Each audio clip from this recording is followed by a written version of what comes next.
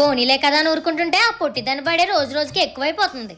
ఈ రోజు ఎలాగైనా ఈ నూనెసి దాన్ని జారి కింద పడేలా చెయ్యాలి. ఒక 4 రోజులు మంచం ఎక్కిందనుకో పొగరు అనుగుద్ది. అమ్మ నా అత్త నా మీద స్కెచ్ చేస్తావా, చెప్తా నీ పని. A few moments later. అత్తయ్య గారు అయ్యో ఏమైందమ్మా? చూసుకోకుండా నూనె మీద కాలేసి జారి పడిపోయాను అత్తయ్య గారు, కాలు బెనికేసింది. అవునా? మేడ మీద బట్టలు ఆరేసాను అత్తయ్య గారు, కొంచెం తీసుకొచ్చేయండి, నేను లేవలేను. అత్తయ్య గారు నీళ్ళు తీసుకురండి. అత్తయ్య గారు నేను వాష్రూమ్కి వెళ్ళాలి. అత్తయ్య గారు గిన్నెలున్నాయి తోమేయండి, నేను పడుకుంటున్నాను. దాన్ని పడేద్దాం అనుకుంటే ఇంట్లో ఉన్న పనంతా నా మీద వచ్చి పడింది. నేను ఇంకా ఈ 2 రోజులు రెస్ట్ తీసుకోవచ్చు, మా అత్తయ్య గారితో కూడా పనులు చేయించచ్చు. స్కెచ్ చేయడం అంటే ఇలా ఉండాలి.